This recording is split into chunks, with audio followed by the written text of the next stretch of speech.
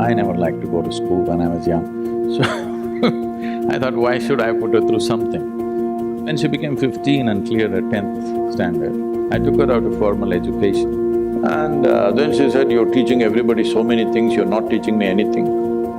I said, this is all you need to know.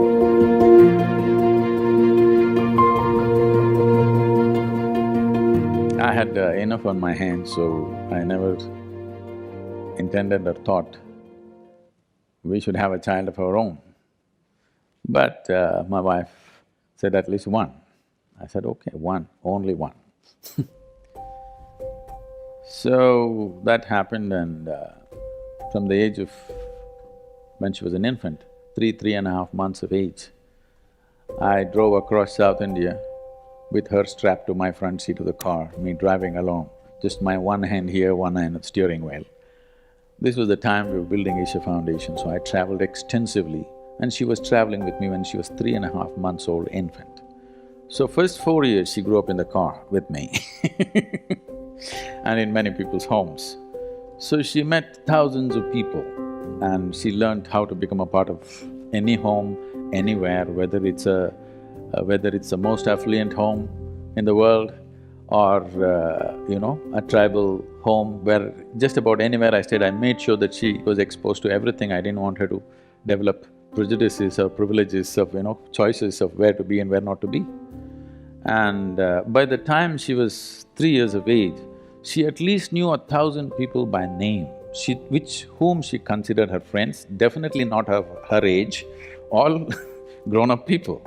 So the tremendous exposure to people, and I thought I won't send her to school because I never liked to go to school when I was young. So I thought, why should I put her through something? Then the only thing I could not provide her is children of her own age. So I put her to a school which is not so competitive, not so pushy. So I looked for a school which was started by J. Krishnamurti, and I put her there so that it's easy. And I said, further you go easy on my girl, because I'm not going to look at her report card. I'm not going to ask which rank you are. I'm not going to ask what are you going to become. So don't have to bother about her marks, her academics. If she plays, if she eats well, I'm happy, she's growing up, she must eat well. If she plays well, if she laughs, if she sings, if she dances, I'm fine.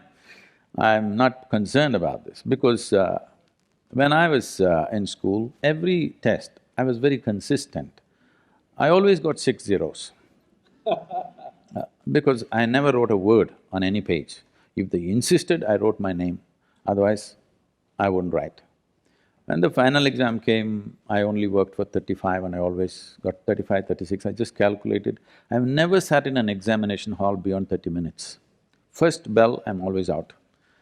And I just calculated for what it takes to move on with my friends to the next class, and that's all I did.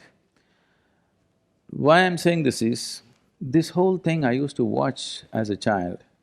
When the report card came every month, some children are crying in the classroom because they've got not the marks that their tiger parents want, and some are strutting around because they are first or second or whatever. Whenever the teacher gave me the card, this report thing, I just took it and gave it to my father.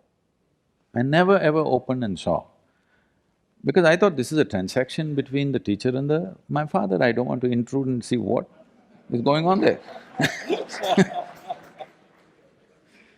So I particularly requested the principal of the school, don't worry about my girl's education, I just want her to be with children of her age group.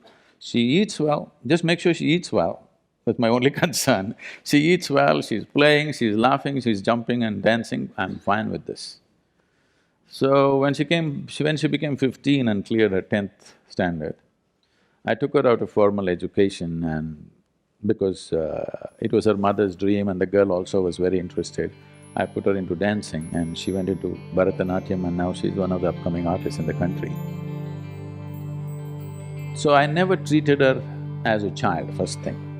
From the age of 2, from the time she started speaking, I always treated her as an equal, as an adult. I put whatever we're building a foundation, it's run by volunteers. Volunteers means we're doing variety of work. we're running businesses, we're running major projects and activity across the globe. None of them, except a few who teach, none of them are trained for their job, okay? Because I can't wait and pick somebody from IIT or IIM or something. Those who get rejected by all of you, probably they come to me.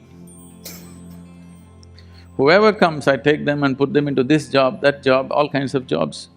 So what can be done with one word? I have to speak 100 words to make them understand, for them to stay on the job, to remain committed, to keep it going. And because they're volunteers, you can't fire them. You can't fire them for inefficiency or this or that. So whatever problems in the organization, in the management, in individual people's problems, adult problems, all kinds, I always, once in a way, I gave her one of the problem and said, what is it? She used to come out with incredible, her own childlike solutions, sometimes perfect solutions, sometimes something wacky. Around 12, 13 years of age, she came home one day and she was disturbed about something that she saw, something that happened at school. And then she said, you're teaching everybody so many things, you're not teaching me anything.